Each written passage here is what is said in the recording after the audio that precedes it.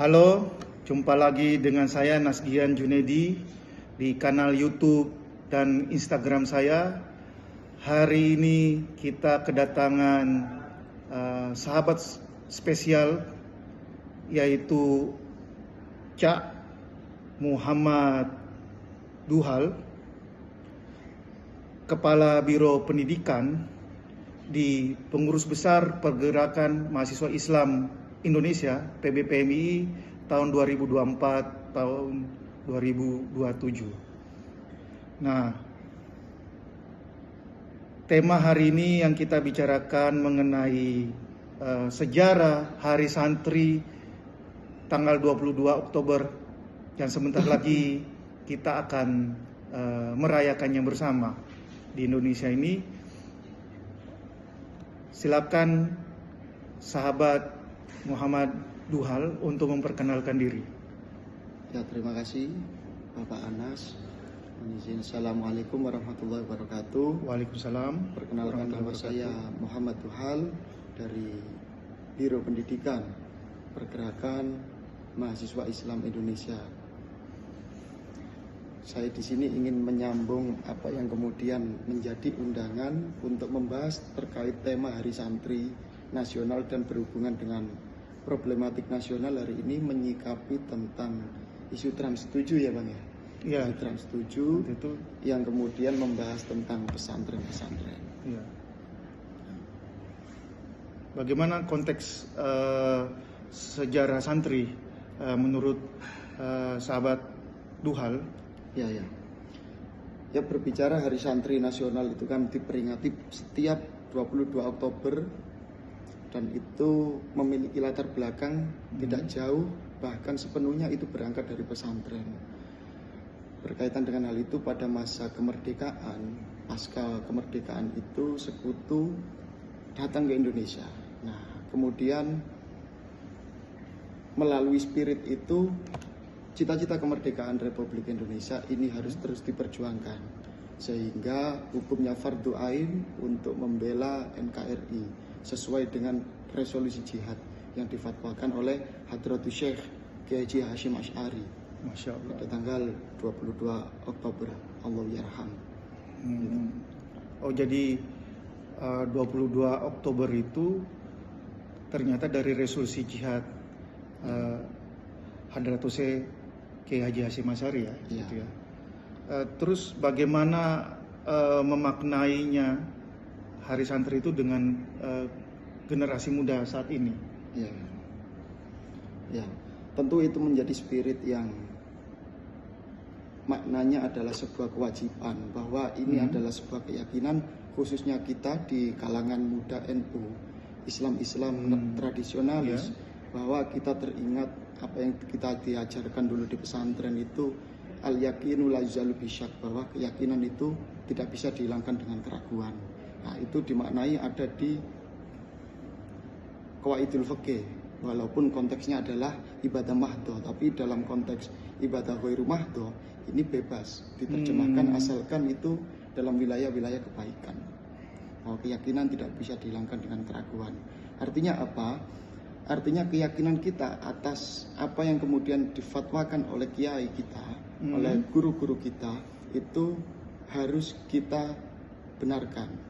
Artinya apa? Tidak ada sedikit pun rasa keraguan di dalam diri kita, para santri ini, ketika memaknai bahwa NKRI harga mati, bahwa siapapun yang berusaha untuk mencela ataupun menyerang untuk pada wilayah kemerdekaan, artinya Pancasila di situ, itu bagaimanapun dia adalah yang harus kita lawan bagi para santri. Itu Bang. Jadi apa yang sudah dilakukan oleh teman-teman di Biro Pendidikan PBPMI terkait tentang mensosialisasikan semangat santri dengan resolusi jihadnya itu? Iya. Semangat santri. Jadi saya juga bagian daripada pengurus besar Pergerakan Mahasiswa Islam Indonesia akan terus berkomitmen terhadap cita-cita kemerdekaan Indonesia sesuai dengan tujuan organisasi kami. Nah, bagaimana untuk menjaga spirit itu tetap ada bahwa kontribusi itu harus kita lakukan.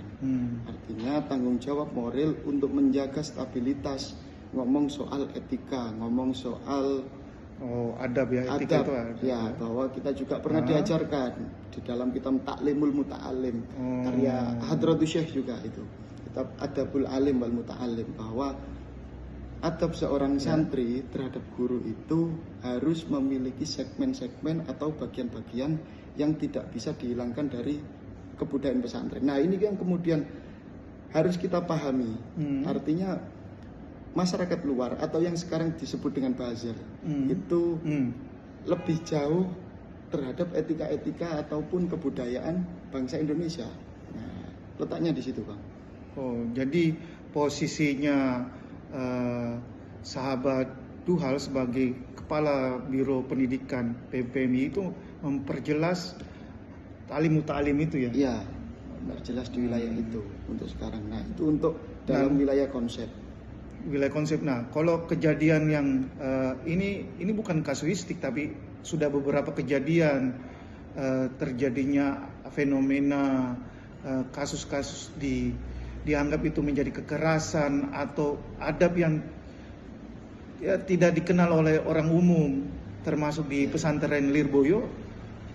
Menurut sahabat Duhal gimana itu dalam posisi PMII saat ini atau posisi pribadi sahabat Duhal sebagai santri? Ya, terkait isu pesantren, sebelum jauh lebih lanjut menanggapi isu, sedikit saya menjelaskan tentang historis bagaimana Islam masuk di Indonesia, Bang.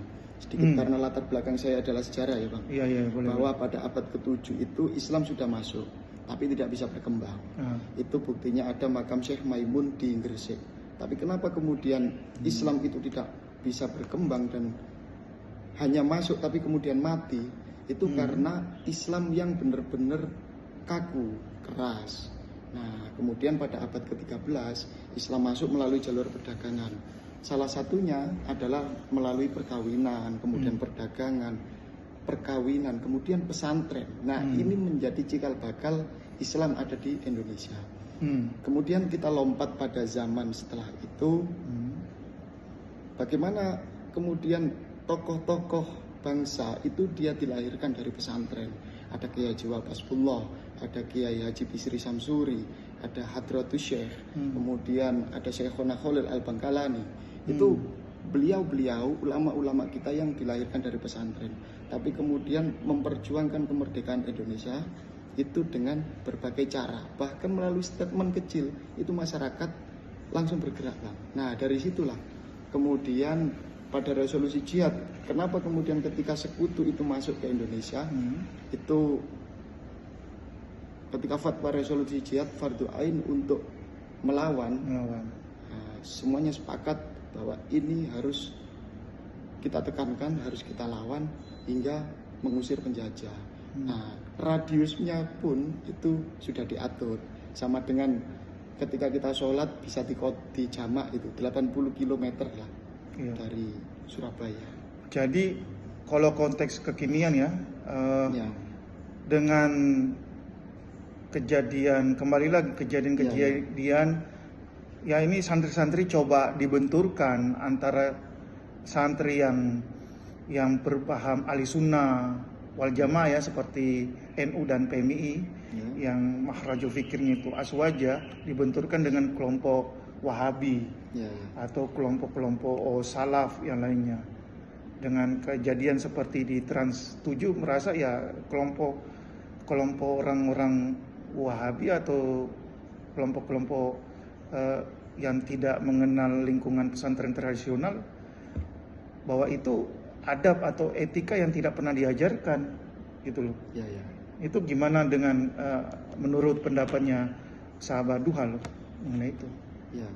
Nah, bahwa ini adalah perbedaan budaya, bahwa budaya itu ada namanya akulturasi budaya.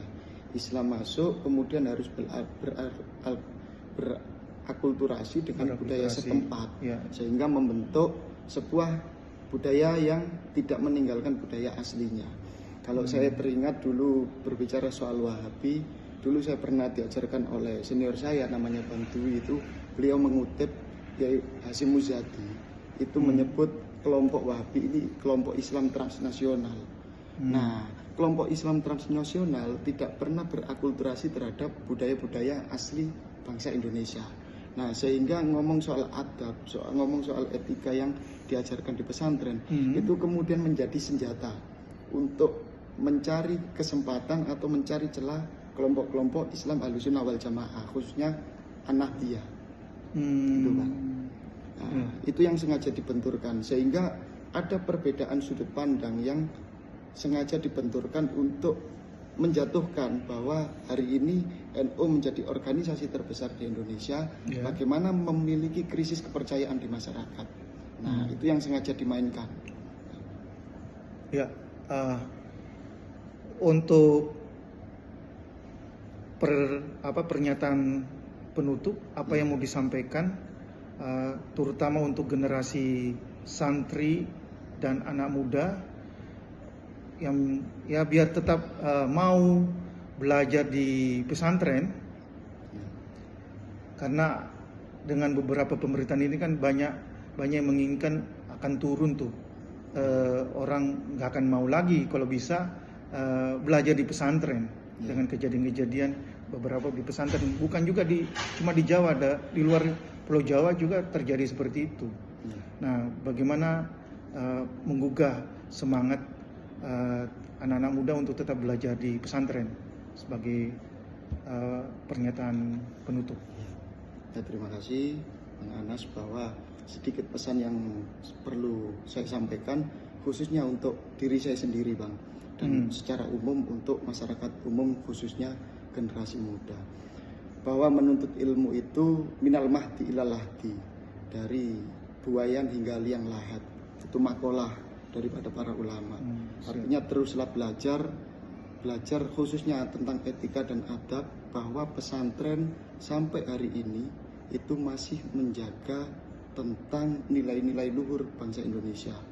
Bagaimana kita memperjelas kembali, melegitimasi kembali dalam wilayah etika maupun teologis, itu kita pelajari di pesantren, sehingga tidak ada keraguan bagi kami siapapun itu ketika memang serangan-serangan kita dihadapkan pada pesantren, kita akan terus membela.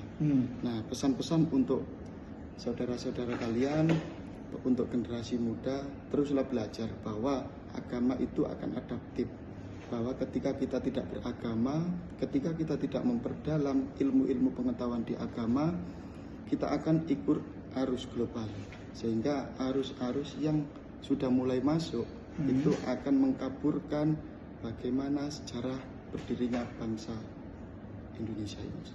Mungkin itu saja yang dapat saya sampaikan. Baik, semoga ini menjadi pencerahan wacana, wawasan, pemikiran kita bersama sebagai generasi muda Indonesia. Sampai ketemu di tema-tema berikutnya tentang santri, pesantren, dan bagaimana menghormati jasa-jasa pahlawan sebelum kita. Salam dari saya. Walau muwafiq ila aqwamit thoriq. Wassalamualaikum warahmatullahi wabarakatuh. Salam merdeka. Merdeka.